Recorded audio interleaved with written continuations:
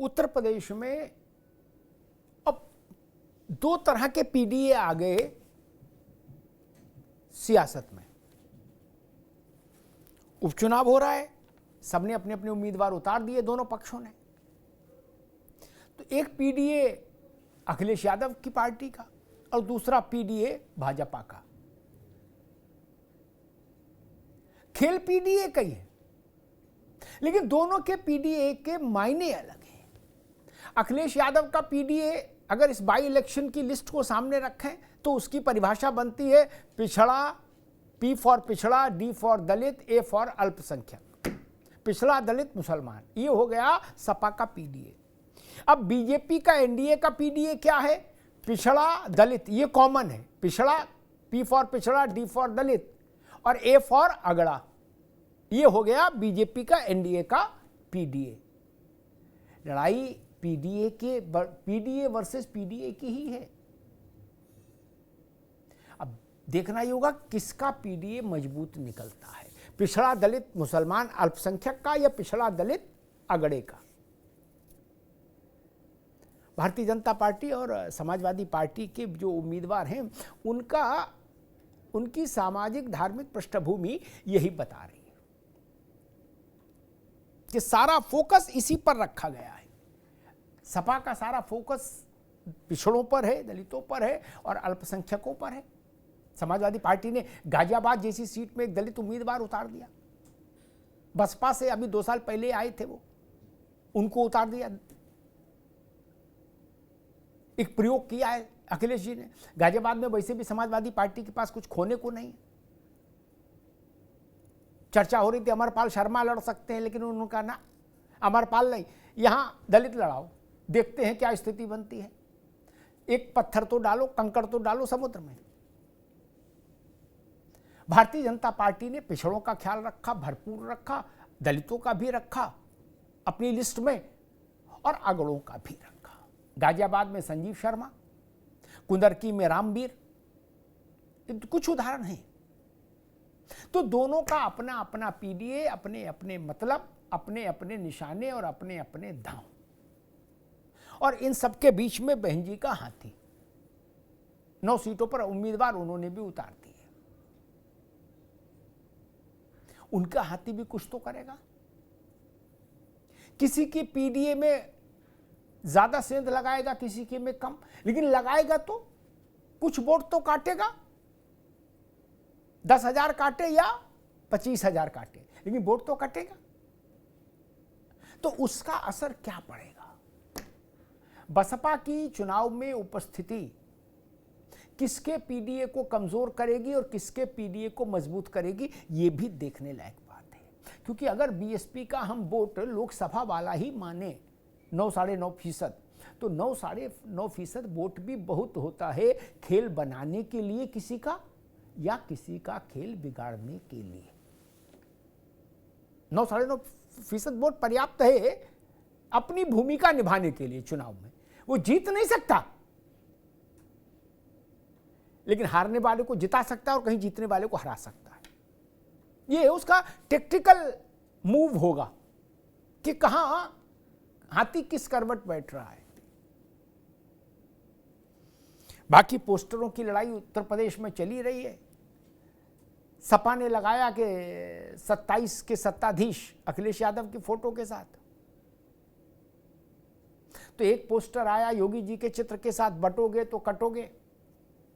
प्रदेश भर में क्यों, देश में जहां भी चुनाव है वहां ये पोस्टर है। राजस्थान में भी, महाराष्ट्र में भी है, झारखंड में भी, हरियाणा में भी नारा गूंज रहा था।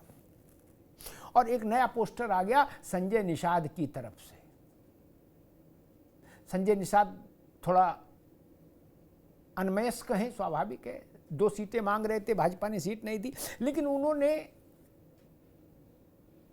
वही बात कही जो कांग्रेस ने कही थी या सपा ने कही थी कि सीट नहीं जीत बड़ी चीज है। वही बात निषाद कह रहे हैं, हमें सीट से मतलब नहीं, हम तो जीत पर निगाह रखे हैं। और साथ में ये भी जोड़ दिया कि हमारा गठबंधन तो त्रेता युग से है, राम और निषाद के बीच में, भगवान राम और निषाद राज के बीच में, और उनका कलयुग में भी है और आज भी है, कल भी है और आगे भी रहेगा। तो लगे हाथ संजय निषाद ने कहा कि एक पोस्टर हम अपना भी लगवा दें जब सब लग रहे हैं। तो उन्होंने एक अपनी बड़ी फोटो के साथ एक पोस्टर लगवा दिया, 27 के खेवनहार। अखिलेश यादव का पोस्टर लगा 27 के सत्ताधीश, तो संजय निषाद ने अपना चित्र लगा दिया और उस पर लिखवाया 27 के खेवनहार।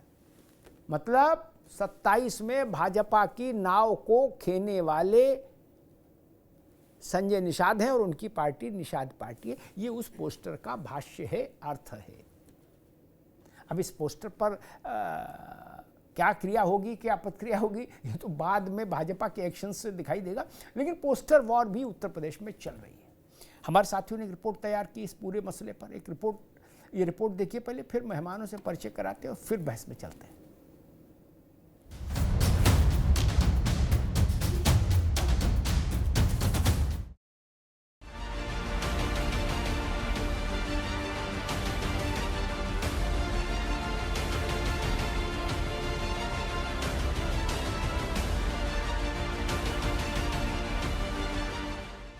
उत्तर प्रदेश के उपचुनाव में अब सभी दलों के चुनावी दांवों पर चर्चा गर्म है।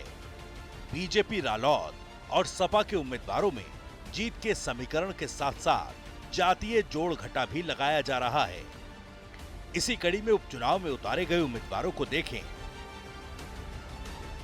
तो सपा ने अपने पीडीए वाले फॉर्मूले को ही तरजीह दी है।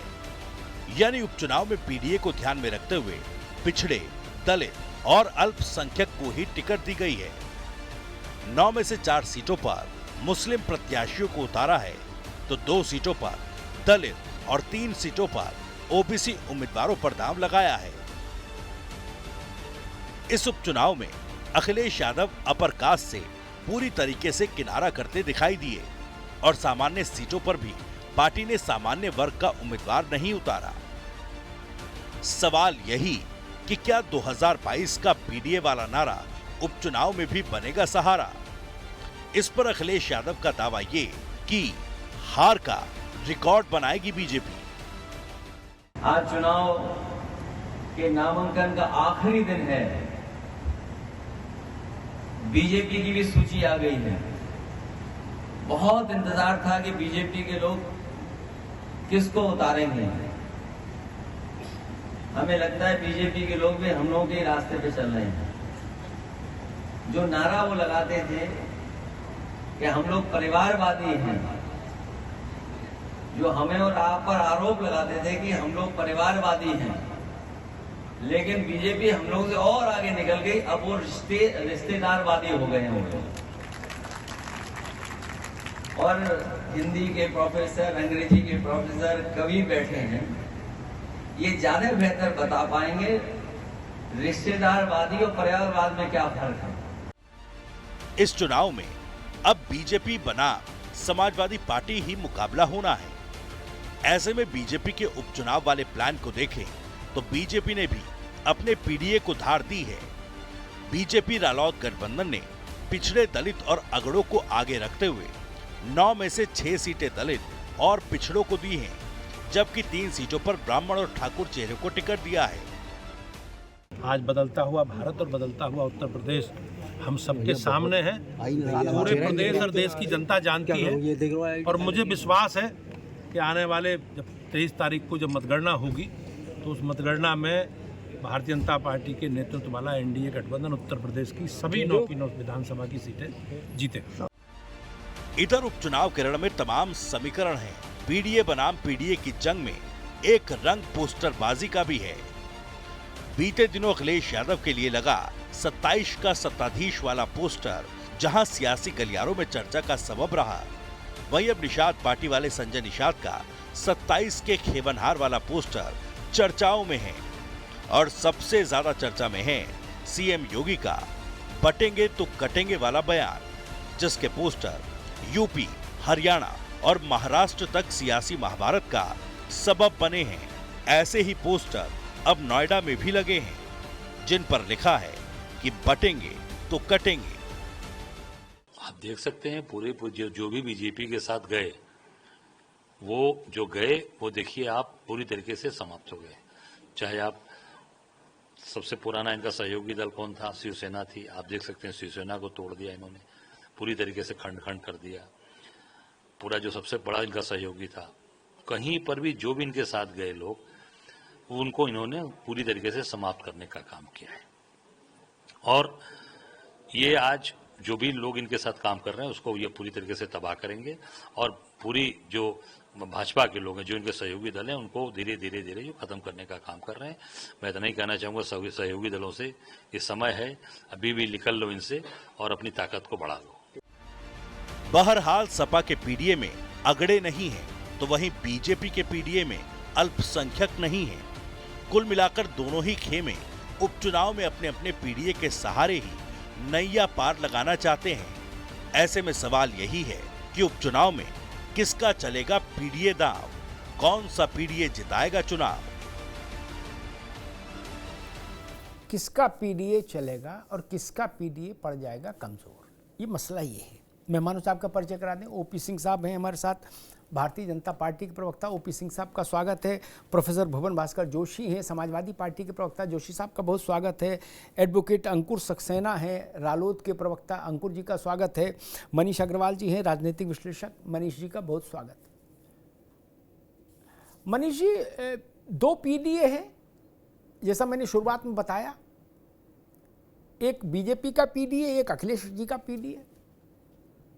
लेकिन एक चीज महत्वपूर्ण जो मुझे और भी लगती है, जिस पर मैं चाहूंगा कि आपकी टिप्पणी आए, लोकसभा के चुनाव में पूरे प्रदेश में समाजवादी पार्टी ने 4 मुस्लिम उम्मीदवार दिए थे पूरे प्रदेश में, और इस बार 9 सीट में 4 मुस्लिम दिए हैं, यानी करीब करीब 45% के आसपास की भागीदारी। नहीं मनीष जी, ये क्या बता रहा है?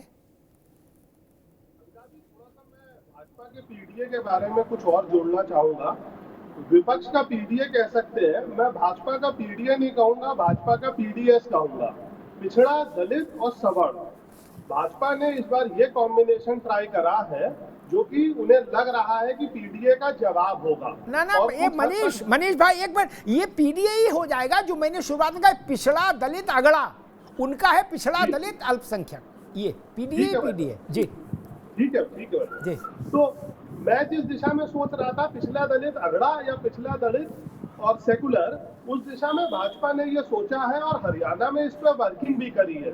और आप देखिए, समाजवादी पार्टी फिर से एमवाई कॉम्बिनेशन की तरफ वापसी कर रही है। जैसे आपने बताया ना, मुस्लिम मतदाताओं की परसेंटेज बढ़ रही है, तो समाजवादी पार्टी फिर अपने कोर कॉम्बिनेशन की तरफ जा रही है। ये उसे लग रहा है कहीं ना कहीं कि हरियाणा के रिजल्ट के बाद या पीडीए ने जो वादे करे थे या विपक्ष ने जो वादे करे थे लोकसभा के चुनाव में, वो वादे अब राज्यों के चुनाव में सक्सेसफुल नहीं होंगे। जब हरियाणा का चुनाव होता है तो वो किसान, पहलवान और युवा पे लड़ा जाता है, वो संविधान पे क्यों नहीं लड़ा जाता? क्या आपका वो मुद्दा हल हो गया? मुद्दा हल नहीं हुआ था, लेकिन आपको मालूम था कि आप उसके बदले में बताओगे क्या।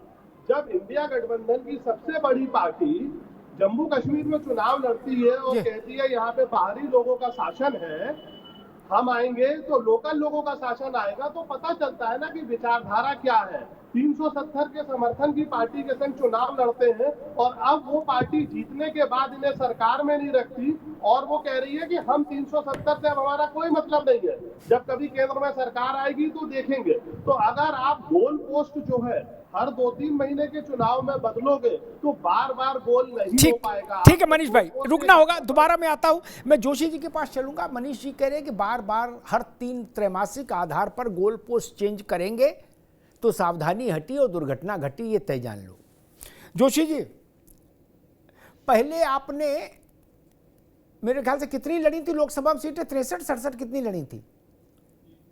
हैं, जितनी भी लड़ी थी उसमें आपने 4 कुल दिए थे मुस्लिम चेहरे।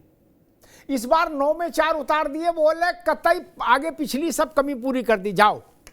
नहीं, 45% के आसपास का रिप्रेजेंटेशन। ये वैचारिक परिवर्तन क्यों अचानक से, या रणनीतिक परिवर्तन क्यों? जोशी जी, आपका पीडीए और बीजेपी का पीडीए, लड़ दोनों तरफ से पीडीए ही रहे हैं, तो ये वही है कि तेरी कमीज से मेरी कमीज अच्छी क्यों टाइप का मामला। जी मेरे को लगता है सबसे पहले मुझे राजनीतिक विश्लेषक साहब का जवाब देना चाहिए जी। मेरे ख्याल से जितना राजनीति शास्त्र को मैं पढ़ने की कोशिश करता हूँ, जितना उसका मैं विद्यार्थी हूँ 30 साल से, तो मुझे ऐसा लगता है कि सेंटर का जो चुनाव होता है और स्टेट का जो चुनाव होता है, दोनों के मुद्दे अलग अलग होते हैं। ये तो मनीष जी को जवाब था। अब जिम्मेदारी बनती है जो आज मेन है होते हैं हौस साहब और हमारे बड़े भाई, उनकी बात को जवाब देना, क्योंकि वही उन्हीं के नियम के हिसाब से हमें मैच को खेलना है। एम्पायर की भूमिका में भी वो होते हैं। तो मैं उनको कहना चाहता हूँ, पहले तो मैं आपका आभार आज मुझसे ज्यादा भारतीय जनता पार्टी को करना चाहिए।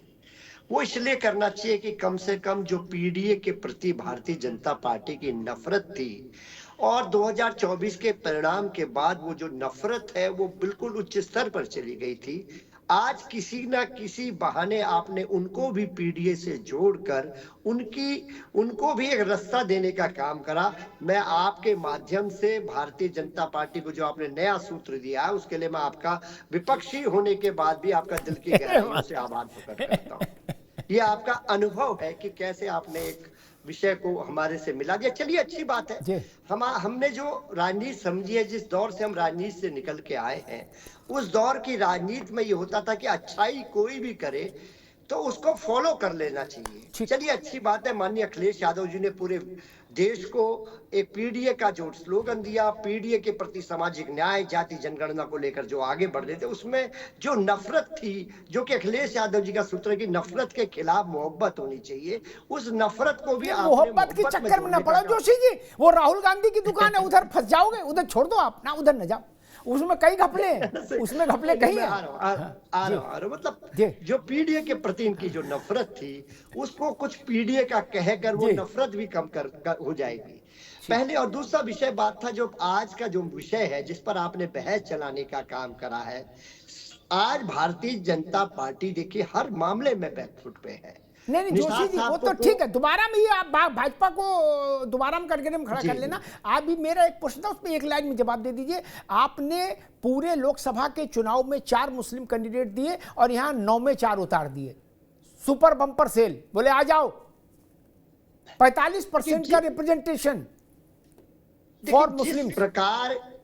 देखिए जिस प्रकार की नफरत भारतीय जनता पार्टी, एक स्लोगन था इनका, सबका साथ सबका विकास सबका प्रयास, और वो नफरत हम देखते हैं इनके टिकटों के बंटवारे में 12 में 17 में एक अल्पसंख्यक को नहीं देते। क्या ठीक है जोशी जी अभी रुकना होगा, मैं समझ गया। आप ये कह रहे हो कि भाजपा की नफरत देखते हुए आपने अब फैसला किया कि आओ आओ टिकट ले आओ आओ आओ आओ तुरंत आओ टिकट पाओ, बोले छोड़ जितना मुसलमान देखे सबको देंगे, कौन भाई का लाल है। अगर आपने ऐसा किया तो ठीक है, फिर तो आप फैसला लेने की स्वतंत्र हैं। लेकिन ये अब तक का मेरे ख्याल से 45% का रिप्रेजेंटेशन उत्तर प्रदेश के इतिहास में, भारत के इतिहास में सबसे बड़ा रिप्रेजेंटेशन होगा मुसलमानों के लिए। मनीष अग्रवाल जरा खोजिएगा गूगल पे, क्या कभी किसी ने 45% का रिप्रेजेंटेशन दिया है टिकट में मुस्लिम्स को?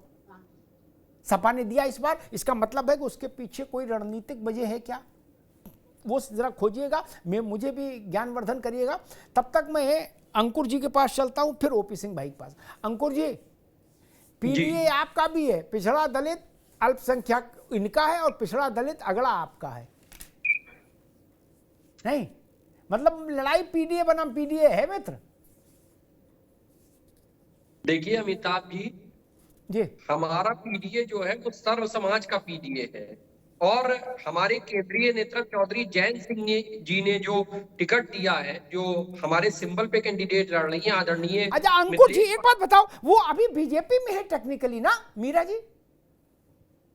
सिंबल पे अगर उन्हें हमारे नामांकन कर दिया है तो टेक्निकलिटी सर सब समाप्त हो चुकी है। हाँ तो पर्ची कटी जाएगी, ठीक है सदस्यता की। हाँ ठीक जी, अगर वो नामांकन कर चुके हैं तो अब टेक्निकलिटी का कोई सवाल नहीं है, वो राष्ट्रीय लोकदल की अधिकृत प्रत्याशी हैं।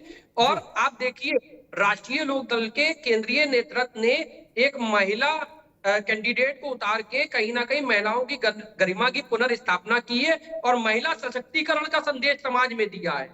तो कहीं ना कहीं आप देख रहे होंगे हम लोग सर्व समाज की पार्टी हैं और आधी आबादी को पूर्ण हम लोगों ने कह तो लीजिए भाई पूर्ण जिम्मेदारी एक मिनट बाबू, समाजवादी ने भी सीसा मऊ में इरफान सोलंकी की बीबी को टिकट दी है।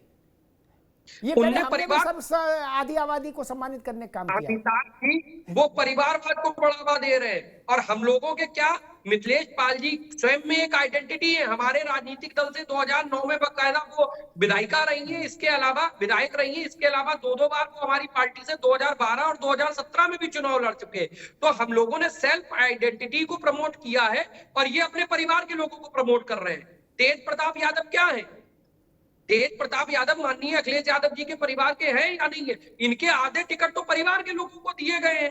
तो ऐसी स्थिति में समाजवादी पार्टी तो कहीं ना कहीं जिस तरीके से 5 मेंबरान इनके लोकसभा में पहुंच गए, उसी तरीके से जो इनके परिवार के लोग रह गए हैं, तो वो अपने परिवार के लोगों को विधायिका में भी पहुंचाना चाह रहे हैं। उनने घुमा फिरा के एक माध्यम बना लिया है।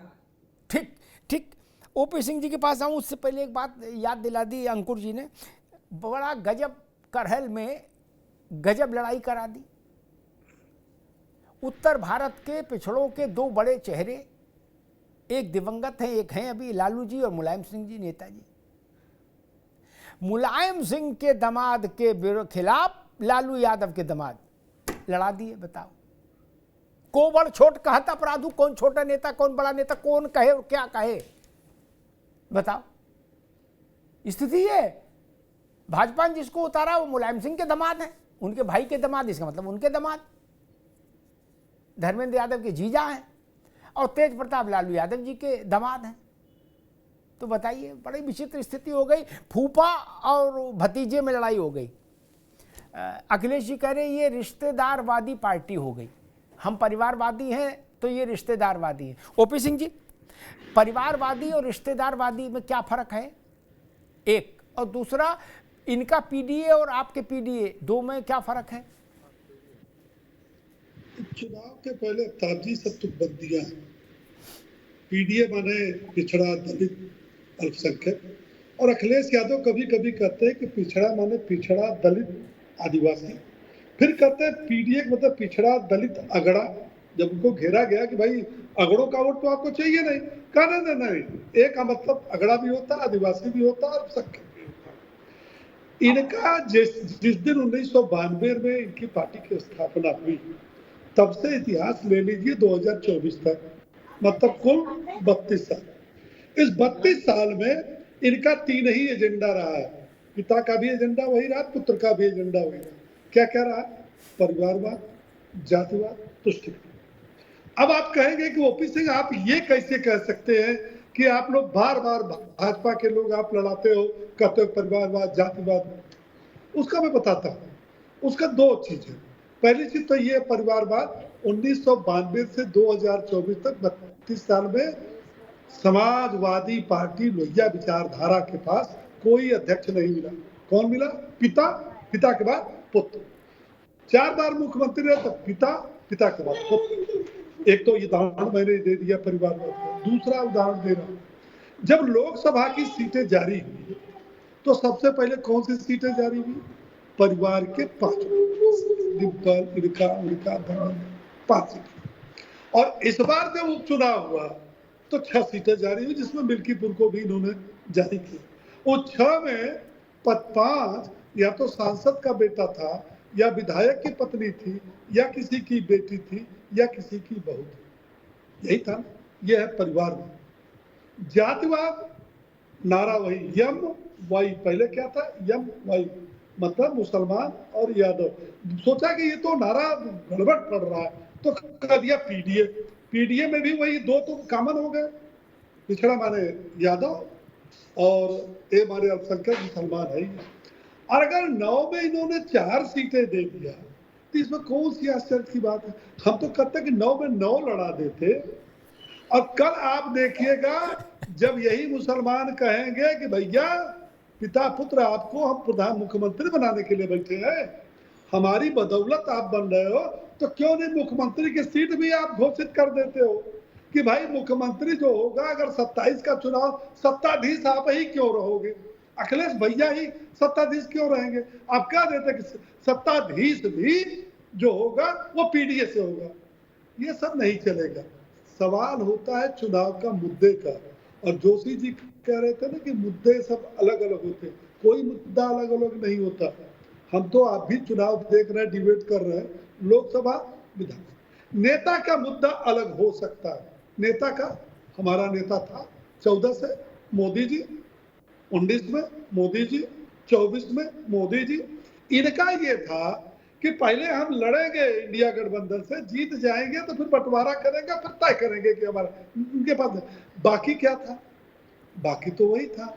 हमारा मुद्दा था विकास, हम उस मुद्दे पर लड़ते आए।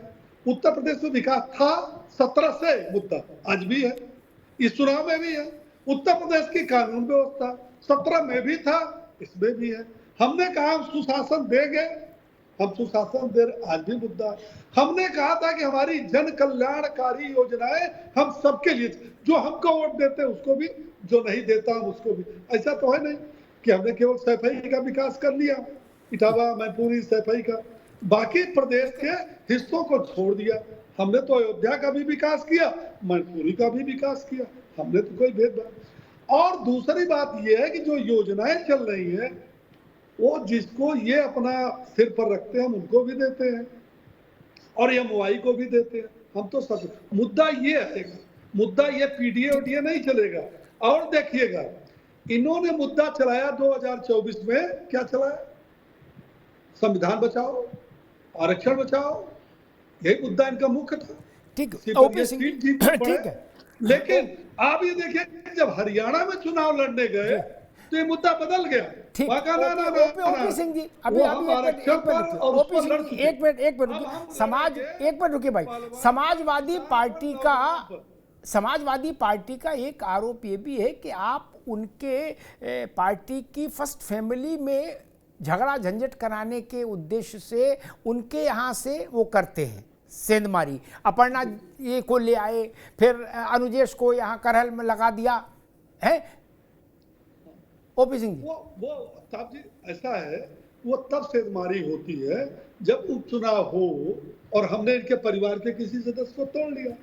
अनुजेश यादव 2019 से, और तब इनके जो धर्मेंद्र यादव हैं उन्होंने एक लेटर जारी किया था जो सारे प्रिंट मीडिया को भेजा था, आगे हमने सारे संबंध तोड़ दिए। भाजपा में, हाँ, जो भाजपा में गया वो उससे रिश्तेदारी हमारी टूटी। जो भाजपा में गया तो जब रिश्तेदार हो ही नहीं, और 2019 से लगातार वो भारतीय जनता पार्टी, फिर आपका क्या है? और आपने तो रिश्तेदारी तोड़ भी ली है, फिर क्या कौन सी रिश्तेदारी आपकी चल रही? ठीक, जोशी जी, ओपी सिंह की बात तो थोड़ी तर्कपूर्ण है। वो कह रहे हैं कि भाई जब आपने चिट्ठी लिख के रिश्तेदारी तोड़ दी तो अब अखिलेश जी क्यों कह रहे हैं रिश्तेदारवादी पार्टी है भाजपा करहल में? देखिए, जिन लोगों पे अकाल हो जाता है अपने कार्यकर्ताओं, करहल जैसी सीट में जो माननीय सर ओपी जी, यादव जी, मैं जो अकाल पड़ जाता है जिन लोगों पे, और निश्चित तौर पे जो निर्यात करके लाते हैं उन लोगों को क्या कहा जाए, यही शब्द तो कहा है माननीय जी ने। और मैं आपको बहुत जिम्मेदारी से बताना चाहता हूँ, अब जो लड़ाई है वो लड़ाई इस चुनाव में क्या अमिताभ जी, अब लड़ाई है कि कैसे भारतीय जनता पार्टी के विधायक को दौड़ा दौड़ा कर भारतीय जनता पार्टी के कार्यकर्ता पीट रहे हैं। चुनाव यह है कि भारतीय जनता पार्टी का विधायक एफआईआर करा रहा है भारतीय जनता पार्टी के नेताओं पर कि दंगा इन्होंने कराया। अब जनता जवाब मांग रही है कि आप दंगा कराने के लिए वोट लेने आए थे, आपके विधायक सुरक्षित नहीं है। तो ये 30 करोड़ उत्तर प्रदेश की जनता के, इन्होंने कहा ना, बड़े सम्मान करता हूं मैं इनका, हमारे विपक्षी है, लेकिन हमारे नेता ने सिखाया है कि अपने विपक्षियों का भी सम्मान करें। हमारे बड़े भाई है उम्र के हिसाब से, हम इनका सम्मान करते हैं, लेकिन जो प्रश्न है उन प्रश्नों से कैसे भागेंगे? देख रहे वीडियो चल रहे हैं, देश विदेश में जा रहे हैं भारतीय जनता पार्टी ठीक है। जोशी साहब, ठीक, एक मिनट, घटना एक आ रहे हैं बैंकुर, अब मनीष जी के पास आपको, घटना एक घटी लखीमपुर में, समाजवादी पार्टी ने उसको बहुवचन दे दिया कि जैसे रोज हर जगह हो रहे 403 जगह पिटाई, ऐसा नहीं, एक घटना घटी उसमें मुकदमा हो गया, दोषी लोग जेल गए। अब बात आती है बहराइच के वो विधायक की, सोमेश्वर की। सोमेश्वर ने एफआईआर कराई, सोमेश्वर ने एफआईआर कराने के बाद 3 प्रेस कॉन्फ्रेंस ठोक दी अब तक। उनने कहा ना भाई साहब, मैंने कभी नहीं कहा भाजपा वालों ने कराया दंगा, ना, हमारी पार्टी के लोग तो दंगा शांत करने वाले हैं। वो, और उन्होंने कहा 8 में 1 भाजपा का कार्यकर्ता है, ये भी मुझे बाद में पता लगा। 8 में 8 भाजपा के नहीं है। लेकिन सपा कह रही है कि ना सब भाजपा वाले दंगा कराते, ऐसा एफआईआर में लिखा गया। ऐसा नहीं लिखा गया जोशी जी, है ना। और जिस विधायक को आप आगे लेके चलना चाहते थे, उस विधायक ने कदम पीछे के लिए 2-3 प्रेस कॉन्फ्रेंस किए, 1, 2, 3, और सफाई दे दी कि भाई मेरी जान छोड़ो। इसलिए उस पर दांव नहीं लग सकता, सोमेश्वर पर दांव नहीं लग सकता। जी अमिताभ जी कुछ चीजों को ना कवर करने की कोशिश करते हैं। भारतीय जनता पार्टी करे, आप भी करें, ये आपका अधिकार क्षेत्र है। मैं तो बड़ा सम्मान करता हूँ विपक्ष का भी, और पत्रकार के रूप में तो आप बड़े भाई है, तो मैं तो बहुत सम्मान करता हूँ। लेकिन जनता में जो संदेश जाना था वो ना तो भाजपा के जाने से रुक रहा, ना माननीय अमिताभ जी के जाने से रुक रहा, चला गया। वायरल है फोटो, जा रहे घर में फोटो, ठीक है, दर्शन कर रहे हैं लोग, दर्शन और पूजा के वक्त कर रहे हैं। ओपी ठीक है, रुक जाओ भाई। ओपी सिंह जी वो कह रहे कि जो संदेश जाना था चला गया, आप कोई खंडन करे कोई मंडन करे, उससे कोई फर्क नहीं। बिल्कुल सही कह रहे हैं, संदेश चला गया। संदेश तो तब भी गया था जब मंच पर सबके सामने, सारे चैनल के सामने अखिलेश यादव ने अपने पिता को बेइज्जत करके, ढकेल करके माइक छीन, वो भी संदेश गया था। और वो भी संदेश गया था जब शिवपाल यादव को उन्होंने किस प्रकार से बेइज्जत किया था, और सबने देखा था कि किस तरह से प्रचार के दौरान जो बस ऐसी जा रही थी ना, वो सीट के डंडे पर अपने चाचा को बैठाया था और कहा कि आप अपनी हैसियत में रहो। तो जो व्यक्ति अपने परिवार के पिता का, चाचा का, किसी का सम्मान नहीं, बड़े बुजुर्ग का नहीं कर सकता, वो आम आदमी का क्या सम्मान करेगा? वो सम्मान, इनका काम देखिए, ये दंगा भड़काना कैसे भड़केगा, चाहे बहराइच हो और चाहे इनके जमाने का रहा हो, मुजफ्फरनगर या जितने 500 दंगे हुए, इनका काम है दंगा भड़काना। वो दंगा भड़काने में इन्होंने कोई उपाय नहीं छोड़ा। और सुनिए, 2024 में जो भ्रम फैला के कुछ सीटें बढ़ी है, इन्होंने कुछ लोगों का मनोबल भी बढ़ाया है, और उनको ये मनोबल बढ़ाया है, वीर तुम बढ़े चलो, हम तुम्हारे साथ हैं, तुम चाहे जितना दंगा करो, अखिलेश तुम्हारे साथ है और इंडिया गठबंधन तुम्हारे साथ है, तुम कितनों काटो, हम इंडिया गठबंधन के लोग, प्राण चला जाएगा, चाहे पश्चिम बंगाल हो, चाहे जम्मू कश्मीर हो, चाहे कर्नाटक हो, चाहे तेलंगाना हो, चाहे यूपी का बहराइच हो, हम तुम्हारे साथ हैं। ठीक, ये भी चरित्र जी ठीक है। जोशी जी आएंगे, अब बहस को थोड़ा आगे बढ़ेगा। ठीक है, ओपी सिंह जी आगे बात, आगे अंकुर सक्सेना, आप कुछ कहना चाह रहे हैं, फिर मैं मनीष भाई के पास जाऊँ। अंकुर जी, आप बांग्लादेश से लेकर के, ओपी भाई अभी रुकना होगा जी। अमिताभ जी आप बोलो। समाजवादी पार्टी के जो प्रवक्ता महोदय हैं, उनकी बात से एक बात स्वतः स्पष्ट हो रही है। इनका ये कहना है कि जो भारतीय जनता पार्टी या जो एनडीए गठबंधन है, ये रिश्तेदार को लेकर इनने टिप्पणी की। मेरे भाई, इससे तो ये स्वतः स्पष्ट हो रहा है कि जो व्यक्ति अपने परिवार को नहीं संभाल पा रहा है, वो प्रदेश की सत्ता क्या संभाल पाएगा। और आम जनमानस ने इस चीज को देख लिया है, बखूबी इस चीज को देख लिया है कि जब ये लोग सत्ता के बाहर होते हैं तो ये लोग अपने परिवार को आगे बढ़ाते हैं, और जब सत्ता में आ जाते हैं तो इनमें सत्ता की लॉलीपॉप को चूसने के लिए, सत्ता में लूट खसोट करने के लिए और सत्ता शीट पे बने रहने के लिए अपने ही परिवार में दमपैजाद होती है। तो ये तो बड़ी दुखद और हास्यास्पद स्थिति है। और आप खुद देखिए, माननीय अखिलेश यादव जी के जो बयान होते हैं वो एरोगेंसी से परिपूर्ण होते हैं। जब ये चुनाव हो रहा था तो किसने, इन्हीं की भाषा शैली तो थी, ए पुलिस।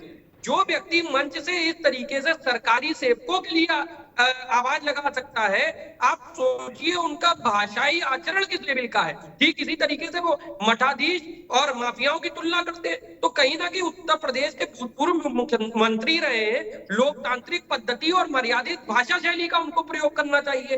तो अब जब उनके परिवार के लोगों ने देख लिया कि माननीय अखिलेश यादव जी में कोई नेतृत्व क्षमता नहीं है, तो निश्चित रूप से जब उनको पता है इनमें नेतृत्व क्षमता नहीं है, तो वो आपके पिछलग्गू बन के क्यों टहलेंगे, और कहीं ना कहीं इसीलिए वो अदर राजनीति। जोशी जी आएंगे मनीष भाई पास, एक मिनट आऊंगा, मैं आपको पूरा अवसर दूंगा। ये नई बात अंकुर लाए हैं, ये कह रहे हैं कि भाई परिवार को तो एक रख पाते, जब परिवार के ही लोग भाग गए तो फिर आगे क्या होगा। मैं आ रहा हूँ जोशी आपके पास। मनीष जी से एक सवाल। मनीष जी, अखिलेश जी ने कहा कि परिवारवादी हमको कहते थे भाजपा वाले, अब वो रिश्तेदारवादी हो गए। रिश्तेदारवादी और परिवारवादी का क्या अर्थ है और क्या अंतर है दोनों में? देखिए, ये तो माननीय अखिलेश यादव जी खुद बताएंगे। जब उन्हें परिवारवाद सूट करता है तो परिवारवाद हो जाता है, जब रिश्तेदारवाद सूट करता है तो रिश्तेदारवाद हो जाता है।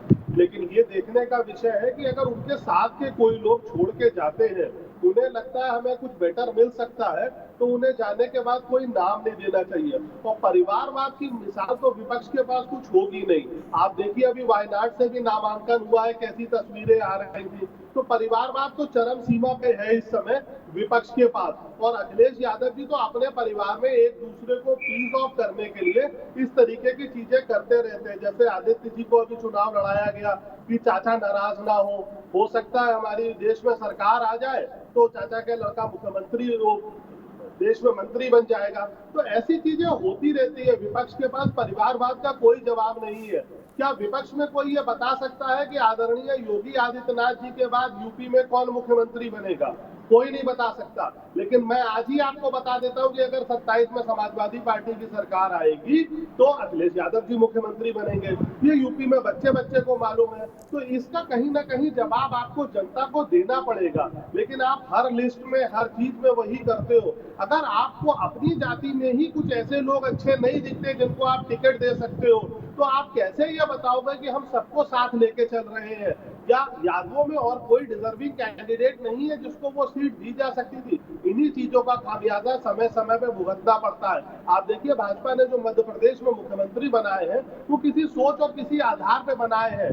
वो बिहार में और यूपी में यादव वोटों में डेंट कर रहे हैं। और अगर वो ये डेंट अच्छे से कर ले गए तो 27 में परिस्थितियां बहुत अलग होंगी। इसलिए परिवारवाद की राजनीति पे कहीं ना कहीं इन्हें गौर करना पड़ेगा। जी, ये जोशी जी, दो बातें आई सामने। एक तो ये कि भाई परिवार को फिर आप एकजुट क्यों नहीं रख पा रहे, और दूसरी बात जो मनीष जी कह रहे वो ये कि भाजपा का मुख्यमंत्री कौन होगा ये ना भाजपा वाले जानते ना भाजपा के बाहर वाले। राजस्थान में मुख्यमंत्री कौन बनेगा ये वसुंधरा राजे भी नहीं जानती थी और आप भी नहीं जानते थे और हम भी नहीं जानते थे। क्या मध्य प्रदेश में कौन बनेगा शिवराज जी भी नहीं जानते थे, ना आप जानते थे ना हम जानते थे। लेकिन वो कह रहे हैं कि ये बात स्टाम्प पर लिखी जा सकती है कि अगर सपा सरकार में आई तो अखिलेश जी ही मुख्यमंत्री बनेंगे। जोशी जी, पहले अपने लोकदल के साथी को मैं जवाब दे दूं। मुझे आज इनकी बात से एक कहावत याद आ रही है, कहाँ राजा भोज कहाँ गंगू तेली। और मुझे तो बड़ा आश्चर्य हो रहा है, 2 सांसदों की पार्टी के लोग आज 37 सांसद जीतने वाले उनको कह रहे हैं कि उनको लीडरशिप नहीं है। अरे ये कम से कम भारतीय जनता पार्टी के लोग कहते तो 33 तो है, 33 है, लेकिन वो कह रहे हैं कि वो हो रहे हैं। मुझे कोई दिक्कत नहीं है, उनका विषय उनका ज्ञान देश देख रहा है। पहला विषय अभी इस तरह की जो भी अंकुर आपको दोबारा अवसर देंगे, अभी उनकी बात आने दीजिए। जोशी जी, मैं लोकदल के प्रवक्ता साथी को बोलता हूँ, मैं इस तरह की बहस ठीक है। जोशी जी आप बोलो, पहली बार जुड़े, पहले आप जब आप बोलेंगे मैं बीच में नहीं बोलूंगा, जी ध्यान रखें मर्यादा जी। अब दूसरी विषय, जिस विषय पे आपने कहा है, एक माननीय अखिलेश यादव जी समाजवादी पार्टी को उस हाइट पर ले गए जब हमारे 2014 में 36 सांसद आए थे, 35 उत्तर प्रदेश से थे, 1 उत्तराखंड हरिद्वार से था, जहां तक मेरा पॉलिटिकल सामान्य ज्ञान है। आज हम उसको भी ऊपर चले गए 37। मैं गर्व से कहना चाहता हूं भारतीय जनता पार्टी के प्रवक्ता साथी को, राष्ट्रीय लोकदल के प्रवक्ता साथी को, 2027 में माननीय मुख्यमंत्री का नेतृत्व तो इस प्रदेश को मिलेगा, हम कार्यकर्ताओं को मिलेगा। यह हमारे लिए गर्व की बात है। हमारी पार्टी को जो हाइट पे ले जाएगा वो पार्टी का नेतृत्व करेगा। ये आप वैसे तो हमारा ही व्यक्तिगत मामला है, ये जवाब भी मैं आपको देने का काम करता हूँ और हमें गर्व है। आप कुछ भी करिए, लेकिन जो मैं माननीय अमिताभ जी का एक बात मैं पहनूं, आज मैं नेशनल चैनल में एक बात कहना चाहता हूं। इन्होंने एक बात सिखाई है मुझे, मैं अमिताभ जी बड़ा सम्मान करता हूं, इसलिए आपने कहा कुछ नहीं होता, केवल आंकड़े बोलते हैं। आप ऐसे मैं बहुत सारी बहसें करता हूं, लेकिन आपने बोला था कि जोशी जी आज जिस दिन जीत हुई थी 24 में, मैं वो बात इस आखिरी सांस तक हमने नहीं बोलूंगा। आपने कहा था जोशी जी आज का दिन आपका है। अब ये आंकड़े बता रहे हैं, आंकड़ों में लोकदल के साथी, मुझे पता नहीं आपकी क्या उम्र क्या अनुभव है, भारतीय जनता पार्टी के साथी को भी मैं व्यक्तिगत रूप से नहीं जानता, डिबेट मैंने बहुत करी है इनके साथ, वो आंकड़े बता रहे हैं कि किसने समाजवादी पार्टी को देश की तीसरे नंबर की पार्टी बनाने का काम करा। हम मुझे गर्व है एज ए कार्यकर्ता, तो मतलब माननीय अखिलेश यादव जी हमारे मुख्यमंत्री। ठीक है जो चीज मतलब ये हुआ कि इसका मतलब अखिलेश जी ही मुख्यमंत्री रहेंगे अगर कभी सरकार आई, ये बात तय हो गई। ठीक बात है, चाहे चौथी बार हो चाहे पांचवी बार हो चाहे कोई हो, बार बार वही रहेंगे क्योंकि वो पार्टी को आगे ले गए। तो ठीक बात है, ये सपा का फैसला, इस पर कोई दूसरा उंगली नहीं उठा सकता। उनको अगर यही चेहरा मंजूर है तो ठीक है, इस पर उनकी पार्टी के भीतर से उंगली उठे तो वो अलग बात है मनीष बाबू। ठीक, उनकी पार्टी से दुर्गा यादव बोले, बलराम यादव बोले तो अलग बात है, या आजम खान बोले भाई हमें ही मौका दो, हम कब तक अलग रहेंगे, तो ये उनका विषय है। बाकी तो ठीक ही ठीक है, अगर वो मानते हैं कि उनके बनने से ही पीडीए का अहर्ता पूरी हो जाती है तो ठीक है। पिछड़े वर्ग से तो वो भी है ओपी सिंह जी, नहीं पीडीए से तो खुद अखिलेश जी भी हैं, फिर क्या समस्या है भाई? उनका नारा है पीडीए और पीडीए से वो खुद है, बात खत्म हो गई। पीडीए से मोदी जी भी है, अगर अखिलेश जी पीडीए से है तो मोदी जी भी पीडीए से, उनसे बड़ा पीडीए नहीं कोई है, पहली चीज। दूसरी चीज ये है कि आखिर इनका अभिमान कब टूटेगा, ये कब मानेंगे कि हम जनतंत्र में, लोकतंत्र में हैं, हम राजतंत्र में नहीं।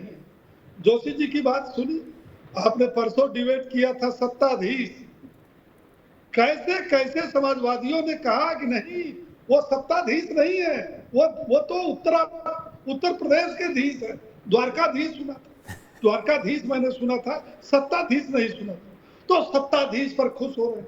और जोशी जी ने कहा, कहाँ राजा भोज, कहाँ गंगू तेली, मतलब गांधी परिवार और ये सैफई परिवार अपने को राजा भोज मानते हैं और आम जनता को ये गंगू तेली मानते हैं।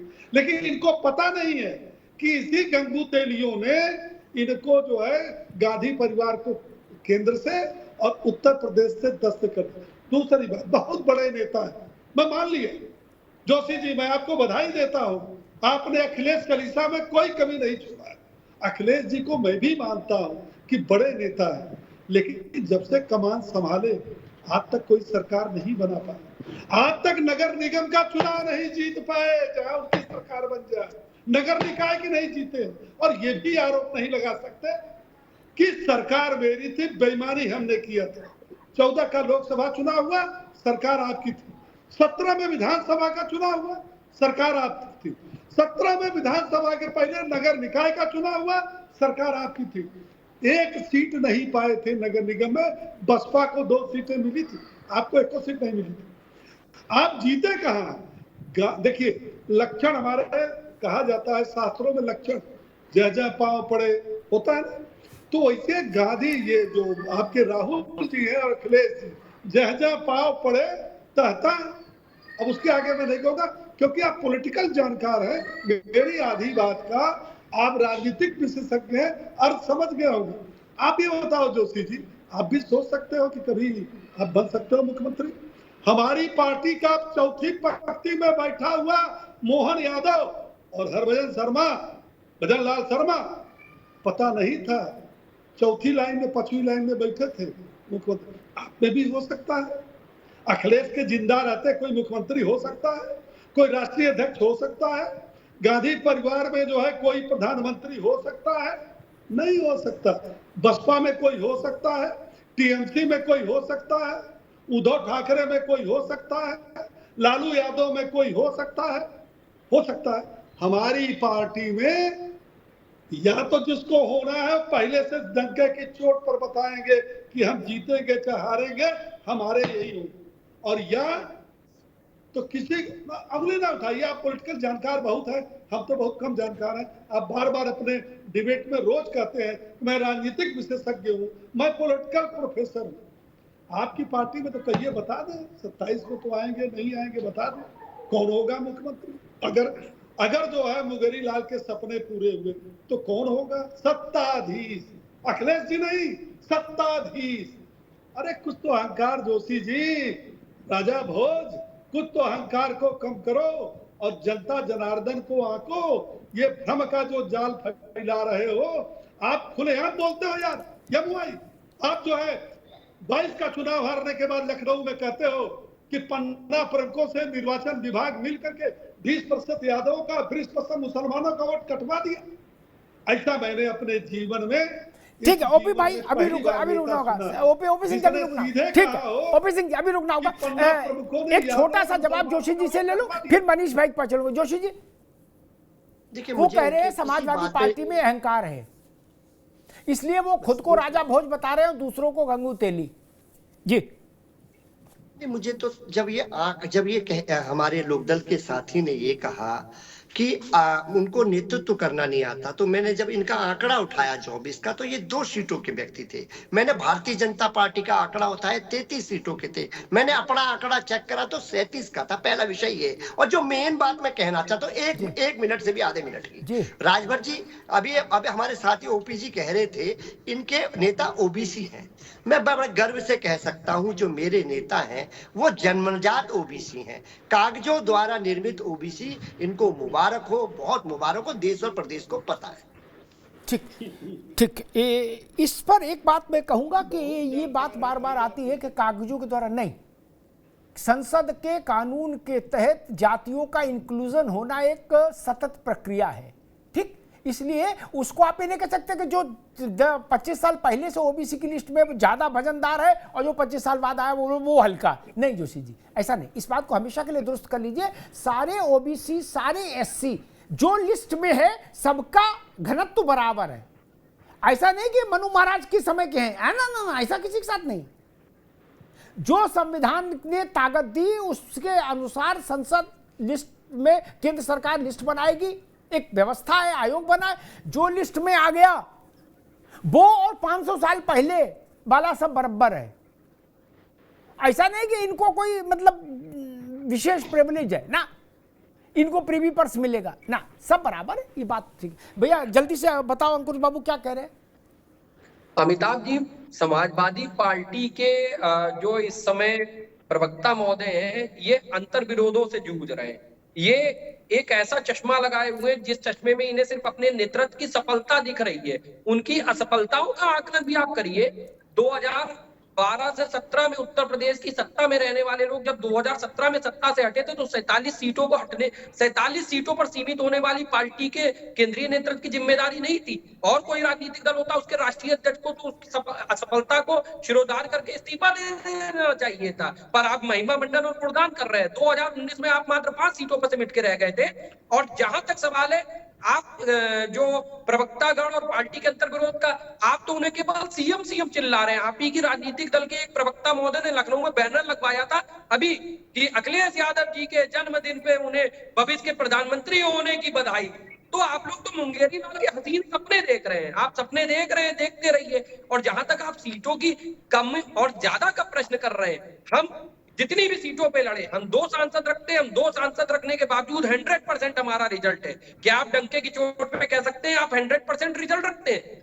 हमारा राजस्थान में भी विधायक है। क्या आपके राजस्थान में विधायक है? अच्छा, मध्य प्रदेश में तो कांग्रेस ने आपकी बहुत बुरी दुर्गत कर दी, ऐसा सुना, देखा गया और परिणामों से भी नजर आया। तो कहीं ना कहीं समाजवादी पार्टी को इस बात का भी आकलन करना चाहिए। ठीक है अंकुर जी, ठीक आगे बात आगे। मनीष जी, समाजवादी पार्टी इस मामले में बिल्कुल, जो मैं इंप्रेशन गैदर किया, बिल्कुल एक राय है कि लीडरशिप के मसला निगोशिएबल नहीं है। No, not at all. वो फिक्स्ड है, बाकी की बात करो। ऊर्जा मंत्री कौन बनेगा इस पर चर्चा हो सकती है, वन मंत्री कौन बनेगा इस पर चर्चा कर लो, ये ओपन है। लेकिन मुख्यमंत्री की कुर्सी पर चर्चा नहीं होगी। क्या दिक्कत है आपको? अमिताभ जी, मुझे दिक्कत कोई नहीं है, बस मैं एक संशोधन करना चाहता हूँ कि ऊर्जा मंत्री कौन बनेगा, पीडब्ल्यूडी मंत्री कौन बनेगा, गृह कौन बनेगा, इस पे भी कोई संशय नहीं है। ये भी परिवार का ही एक आदमी बनेगा। वन मंत्री कौन बनेगा इस पे सोचा जा सकता है। नहीं, वन है, बंजर भूमि विकास है, मछली पालन है, रेशम प्रोत्साहन विभाग है। बस वो बनेंगे मंत्री। पीडब्ल्यूडी तो मंत्री घर में ही रहेगा। नहीं, पीडब्ल्यूडी बड़ा हो जाता मंत्रालय। तो वो घर में ही रहेगा ना। 12 से 17 में शिवपाल जी संभालते थे ना उसे। तो ये चीजें ऐसी चलती है। लेकिन आप देखिए, आप पीडीए को कह के वोट मांग रहे हो, तो क्या आदिवासी आपको वोट क्यों दे, दलित आपको वोट क्यों दे, जब आप पहले से ये कह रहे हो कि हम तुमको आगे नहीं बढ़ने देंगे, आगे हम ही बढ़ेंगे, तुम हमेशा पीछे की कतार में ही खड़े रहोगे, तो उसको अपना डिसीजन बदलना पड़ता है। तभी तो ये एक चुनाव में जो चला के ले गए, उसके बाद वो चलता नहीं दिख रहा। हरियाणा हारा है, यूपी भी हारेंगे। अरे मनीष बाबू, 4 मुसलमान कैंडिडेट इन्होंने उतार दिए 9 में। अमिताभ जी, 4 मुसलमान कैंडिडेट उतार दिए, तो 2017 में क्या मुसलमान नहीं उतरे थे? 2019 में नहीं उतरे थे? मुसलमान भी आज इस चीज को समझ रहा है। ये सिर्फ लोगों का फैलाया हुआ भ्रम है। आज मुस्लिम मतदाता बड़ी अच्छी संख्या में भाजपा को वोट कर रहा है, क्योंकि सरकारी लाभ की जो योजनाएं हैं वो कास्ट का बाइफरकेशन नहीं देखती। प्रधानमंत्री आवास योजना में जब मकान मिलता है तो जाति नहीं पूछी जाती, जब नल का कनेक्शन लगता है तो जाति नहीं पूछी जाती। क्योंकि आप देखिए, पश्चिमी यूपी में भी भाजपा योगी जी के नेतृत्व में देवबंद भी जीत के आती है। ये सिर्फ एक मिथ्या फैलाई जाती है कि मुस्लिम वोटर जो है भाजपा के साथ नहीं है, प्रतिनिधित्व नहीं मिलता। अब तो भाजपा ने जम्मू कश्मीर के चुनाव में मुस्लिम लोगों को भी टिकट दिया ना, क्या उस पर कोई न्यूज आइटम बना? नहीं बना, क्योंकि उस मिथ्या को मुस्लिमों तक नहीं ले जाना चाहते। लेकिन मुस्लिम मतदाता सजग है, उसको जहां पे योजनाओं का लाभ मिल रहा है वो उस पार्टी को वोट करता है, क्योंकि कहता है ये पार्टी प्रतिनिधित्व नहीं देगी, इसमें तो योजनाएं भी नहीं मिल रही, उसमें कम से कम प्रतिनिधित्व नहीं मिल रहा, तो योजनाएं तो सरकारी मिल रही है। ठीक है, ठीक है, ठीक है मनीष बाबू। जोशी जी, आपको क्या लगता है कि चूंकि आप विश्लेषक भी हैं, चीज़ों को एनालाइज भी करते हैं, जो मुस्लिम मतदाता है उत्तर प्रदेश का, वो ये सवाल आपसे आज करे, कल करे, परसों करे, लेकिन करेगा ज़रूर, ऐसा लगता है एक दिन, कि भाई हमको वो कुर्सी क्यों नहीं मिल सकती? हम आपके साथ 1992 से लगे हैं क्या? और ये ईडीए पीडीए तो बाद में आया। सपा को सपा बनाया किसने? मुसलमान ने। इसमें तो कोई दुराई नहीं, मतलब सीधी बात करो हिंदी में, सरल भाषा में, तो मुसलमान ने बनाया क्या? वरना एटा इटावा मैनपुरी तक रहती पार्टी, इससे बाहर तो नहीं जाती क्या? मुसलमान जुड़ा तो रिजल्ट आ गया, और मुलायम सिंह जी को एक नाम दिया गया, मौलाना मुलायम क्या? अब मुलायम सिंह इस बात को गर्व के साथ ओन भी करते थे। वो कहते थे हमने गोली चलवा दी अयोध्या में, कहते हमने गोली चलवा दी अयोध्या में, ठीक है। वो गर्व के साथ कहते थे हमने डीजीपी को बुला कहा कि हर थाने में 20-20, 25-25 मुसलमान भर्ती करो सिपाही। तो एक रिश्ता था। वो मुसलमान कभी तो मांगे, जागृत हो सकता है और कह सकता है कि भाई सबसे बड़ी वाली कुर्सी क्यों नहीं? जोशी जी, तब मेरे ख्याल से भूकंप जैसी स्थिति हो जाएगी। लोकदल के साथी अभी बता रहे थे कि आपका राजस्थान में विधायक है, बहुत अच्छी बात है, आपका राजस्थान में विधायक है। आप शायद महाराष्ट्र घूमने नहीं गए, कभी जाइएगा तो विधायक आपका स्वागत करेंगे। और रही बात मध्य प्रदेश से लेकर, हमारी पार्टी के सब जगह विधायक रहे, पूरे दिल्ली में हमारे विधायक रहे। शायद आप थोड़ा पढ़ाई का अपना अध्ययन बढ़ाएंगे तो आपको पता चल जाएगा एक विषय। अब मैं अमिताभ जी का जवाब, जो अल्पसंख्यक समाज क्या देख पा रहा है जब चुनाव में जाता है ना, 2017 के 12 के जो 22 के 17-22 के चुनाव में गया, उसने क्या देखा और अब क्या देख रहा है? वो ये देख रहा है कि भारतीय जनता पार्टी के खाने में 9 में से मेरे लिए कोई जगह नहीं है। सबका साथ, सबका विकास, सबका प्रयास 0। अब आ जाइए 12-17 की बात, अब आ जाइए आज की सूची को जब देखा कि मेरे लिए सबका साथ, सबका विकास, सबका प्रयास 0 लीडरशिप देंगे आप, और सबका साथ, सबका विकास प्रयास मीठी मीठी बात करके रसगुल्ले खा के हो जाएगा भाई साहब। हमारे यहाँ ये देख रहा है कि जो पीडीए की बात हो रही है वो कितनी क्रियान्वित हो रही है, चाहे आधी आबादी की बात हो रही है, अगड़े समाज की बात हो रही है। दिख रहे हैं ना लोग, टीवी में भी दिख रहे हैं, विधानसभा के अध्यक्ष के रूप में दिख रहे हैं, राज्यसभा में जय बच्चन जी के रूप में दिख रहे हैं। ये सब एनालिसिस हो रहा है, कितनी लीपा पोती कर लो। नहीं जोशी जी, लेकिन वो मूल सवाल है, क्या कभी ऐसा हो सकता है कि समाजवादी पार्टी अल्पसंख्यक के माथे पर तिलक लगा दे कि जाओ सबसे बड़ी कुर्सी दी? अमिताभ जी, दुखद पहलू यहाँ पर कमजोरी मेरे पास है। कमजोरी मेरे पास इसलिए है कि मैंने ज्योतिष का कोर्स नहीं किया, मैं पॉलिटिकल साइंस और कानून का विद्यार्थी रह गया। मैं ज्योतिष होता तो आपकी बात का तुरंत जवाब दे देता, और मैं कमजोर विद्यार्थी हूँ ज्योतिष में। ठीक है जोशी जी। जोशी जी ने बड़े शालीनता से, सरलता से उस कठिन सवाल को टाल दिया, क्योंकि ये प्रश्न ऐसा है जिसका उत्तर समाजवादी पार्टी इधर दे तो फंस जाएगी, उधर दे तो फंस जाएगी, तय मान लीजिए। इधर कुआं उधर खाई। इसका जो जब जंग बहादुर हो, जो कहता हो कि हम खाड़कू हैं, वही उत्तर दे के देख ले। कहो हाँ तो फंसे और कहो ना तो डबल फंसे। जोशी जी, ये इश्क नहीं आसान, बस इतना समझ लीजिए, एक आग का दरिया है, डूब के जाना है। ये सवाल आग का दरिया है। उत्तर प्रदेश ने देश की राजनीति में आग का दरिया। ओपी सिंह जी, आपने सुना जोशी जी को, वो कह रहे हैं कि सबका साथ, सबका विकास, सबका प्रयास, सबका विश्वास राजनीतिक भागीदारी में नहीं दिख रहा है। 9 की लिस्ट में अल्पसंख्यक के लिए कोई स्थान नहीं। ये नारा हमने लगाया था 2014 में जी, अर्थात जी, सबका साथ सबका विकास, सबका साथ। उसके बाद जो है 3 चुनाव लोकसभा के हो गए, और ये नारा हमने लगाया था 2017 में। उसको भी वो 2 चुनाव हो गए, 5 चुनाव हो गए, 3 तो लोकसभा के, 2 तो, और वो नारा हमने लगाया था। और ये कानून के चूंकि विशेषज्ञ हैं तो धारा उपधारा धारा के अंदर भी वो तमाम चीजें निकालेंगे कि उसका ये अर्थ किस भाव में बता रहे हैं। आपने पूछा कि 9 में 45% आपने दे दिया, क्यों भैया, और कोई नहीं था क्या उत्तर प्रदेश में? उसका जवाब नहीं। क्या आप उनको मुख्यमंत्री बनाएंगे? उसका जवाब नहीं, क्योंकि कानून के विशेषज्ञ तो कोई भी जवाब देंगे बहुत सोच समझ के। हमने ये कहा कि हमारी जो सरकार बनी उसमें बिना क्षेत्रीय भेदभाव, जाति भेदभाव और उसमें अगड़ा पिछड़ा का भेदभाव, संप्रदाय का भेदभाव किए बिना हमने इस योजनाओं का लाभ सबको दिया। और मैं सबका साथ सबका विकास इसलिए कह रहा हूं कि जो एमवाई नारा आप लगाते हैं उनका भी भरपूर विकास किया और आज कर रहा है। और जो आप बोल रहे हैं ना कि हमारे नेता अंतर्राष्ट्रीय नेता है, जाइए महाराष्ट्र में भी देखिए, एक रिकॉर्ड और भी आपके नेता के पास है। ये जो इंडिया गठबंधन बना था और मध्य प्रदेश विधानसभा चुनाव में आपके नेता खुद जबानी बोले हैं कि 1 बजे रात तक बैठाने के बाद हमको टाटा कर दिया गया, और तब आपके नेता ने भूरी भूरी प्रशंसा कांग्रेस का किया था, कहा था ये दगाबाज पार्टी है, ये मक्कार पार्टी है, इसको वोट मत देना। ये भी याद हो। और आपको ये भी याद होगा कि मध्य प्रदेश के 55 पीडीए वाले इलाके में अखिलेश यादव ने विद्रोह करके अपने उम्मीदवार भी खड़ा किया, जैसे हरियाणा में आम आदमी पार्टी ने किया था। तो हरियाणा में 90 में 88 खड़ा किया था आम आदमी पार्टी, 87 की जमानत नहीं बची। ये इंडिया गठबंधन के लोगों की बात बता रहा हूं। और मध्य प्रदेश में आपने 55 सीटों पर पीडीए वाले क्षेत्र में लड़ाया था, जिसमें आपकी पार्टी राष्ट्रीय अध्यक्ष के नेतृत्व में जमानत किसी की नहीं थी। वो तो एक तो बचा लिया हरियाणा में, आपकी एक भी नहीं बची थी।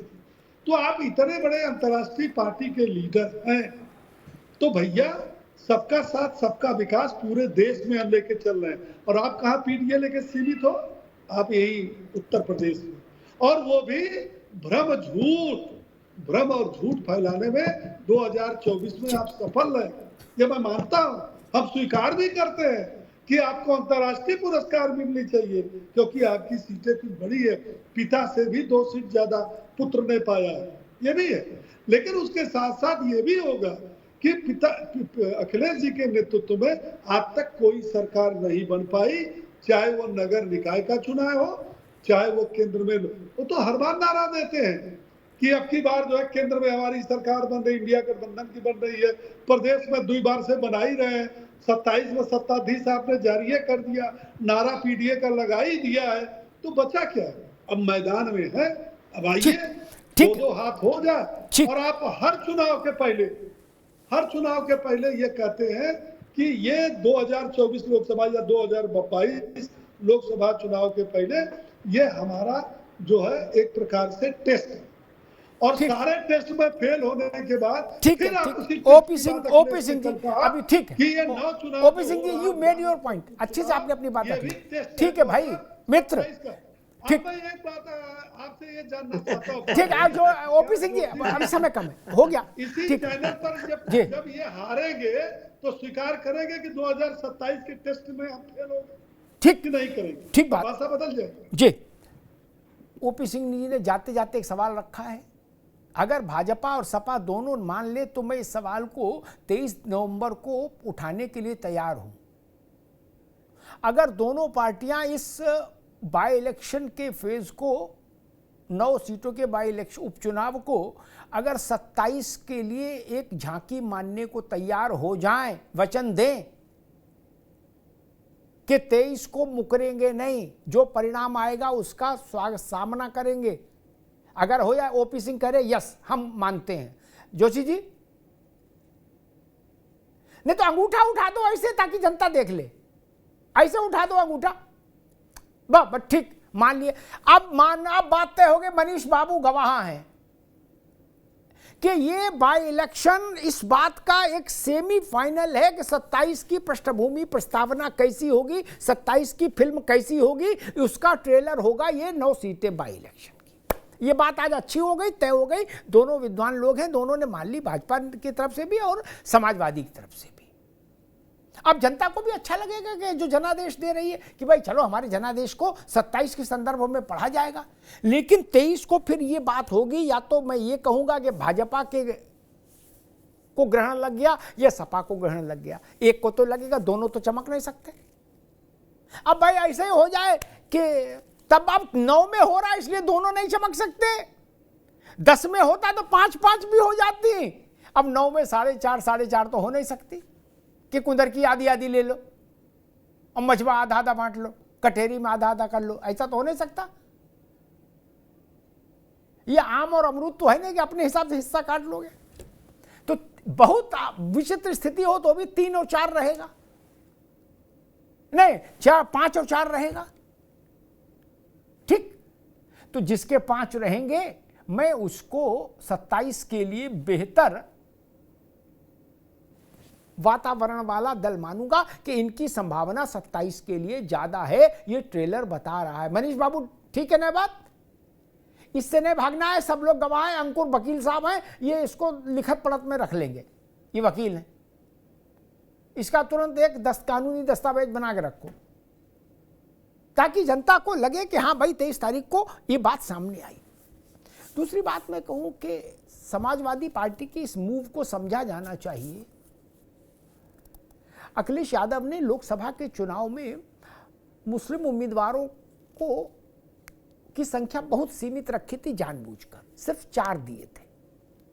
उनको लग रहा था कि भारतीय जनता पार्टी अगर हम ज़्यादा मुस्लिम उम्मीदवार दे देंगे तो एक नैरेटिव हमारे खिलाफ जाएगा और जहाँ जहाँ मुस्लिम उम्मीदवार होंगे वहाँ एक शार्प पोलराइजेशन होगा और हमको नुकसान हो जाएगा, इसलिए उन्होंने न्यूनतम दिए जहाँ अवॉइड नहीं कर सकते। रामपुर हो गया या इकरा वाली, जहाँ से इकरा सांसद हुई है वो सीट होगी, इस टाइप के, अन्यथा उन्होंने छोड़ दिया। फिर जून में परिणाम आया है और अक्टूबर है अभी, इन्हीं 4-5 महीने में, 6 महीने में ऐसा क्या हो गया कि अखिलेश जी को ये लगा कि 9 में 4 मुसलमान दे दो। बड़ी बात है, छोटी बात नहीं है। क्या अब वो पोलराइजेशन का खतरा नहीं है? जिस लेवल से वो बचना चाहते थे कि चस्पा हमारी पीठ पर ये बात ना हो, क्या अब वो नहीं हो रहा? 45% का रिप्रेजेंटेशन है लगभग, बड़ा डेविएशन है, बड़ा प्राग्मेटिक शिफ्ट है सपा की पॉलिटिकल स्ट्रेटजी में, राजनीतिक रणनीति में, और 6 महीने के भीतर हो गया। 2 बातें थी, जोशी जी इस बात के गवाह हैं, लोकसभा चुनाव में 2 बातें थी समाजवादी की, एक यादव ज्यादा नहीं देने हैं, परिवार के लड़े 5, बाकी नहीं, एक आध कोई लड़ा हो तो मुझे नहीं पता, बाकी नहीं, और मुसलमान भी ज्यादा नहीं देने हैं, बाकी ज्यादा देने, कुर्मी को देना है, इसको देना है, उसको देना है, दलित को देना है, 10-12 दलित दिए तो उसमें 8 जीत के आए, 7-8 अवधेश प्रसाद जैसे लोग पासी। लेकिन उन्होंने यादव और मुसलमान से अंकुश रखा। ये लिस्ट बताती है बाय इलेक्शन की कि अखिलेश यादव अपने पुराने फॉर्मेट पर लौट रहे हैं क्या, एम और वाई पर। ये बड़ा बड़ी बात है, इसलिए मैं इसको रेखांकित कर रहा हूं। और दूसरी बात, भारतीय जनता पार्टी के लिए ये चुनाव इसलिए बहुत ज़्यादा महत्वपूर्ण है क्योंकि जैसे टाइफाइड हो जाए तो डॉक्टर कहता भाई एक बार और बुखार नहीं आ रहा ठीक है, एक बार टेस्ट करा लो, क्या कि चला गया कि नहीं, कि अंदर बैठा हो ओपी सिंह जी। वैसे ये चुनाव है आपके टाइफाइड का टेस्ट। हम जानना चाहते हैं कि आपका टाइफाइड दूर हुआ कि नहीं, जो लोकसभा में हुआ था। इस रिपोर्ट में ठीक आ गई रिपोर्ट तो मान लेंगे टाइफाइड दूर हो गया, और नहीं आई तो फिर वायरस अंदर है अभी, इसका मतलब कुछ ना कुछ गड़बड़ चालू है। इसलिए ये टेस्ट केस है। अखिलेश यादव वापस अपनी रणनीति पर लौटे हैं, उसका भी टेस्ट केस समझ में आ जाएगा, उनका टेम्पो मेंटेन है कि नहीं। क्योंकि देखिए पोस्टरों से, होर्डिंग से चुनाव में कुछ नहीं होता है, चकल्लस का काम है। संजय निषाद ने पोस्टर लगाया 27 के खेवनहार, अब बताइए, ठीक है अच्छा है, होर्डिंग कोई लगा दे 27 के सत्ताधीश, उससे भी कोई फर्क नहीं पड़ता। कौन सत्ताधीश होगा और कौन अधीश नहीं होगा ये तो केवल ननकू और रज्जाक मिलकर तय करेंगे, 25 करोड़ लोग उत्तर प्रदेश के। हाँ, 23 तारीख के लिए हमको कमर कस के तैयार रहना होगा। जो ट्रेलर आएगा 27 का, 23 तारीख को, 23 नवंबर को 2027 का ट्रेलर जारी होगा। उसमें सपा और भाजपा को अपने अपने आज के की घोषणा पर कायम रहना होगा, ऐसा मेरा अनुरोध है। क्योंकि तब हम उस दिन जब हम लोग मिलेंगे तो यहीं से बात शुरू करेंगे कि इस ट्रेलर की भाषा क्या कहती है, इस ट्रेलर का संदेश क्या है। धन्यवाद।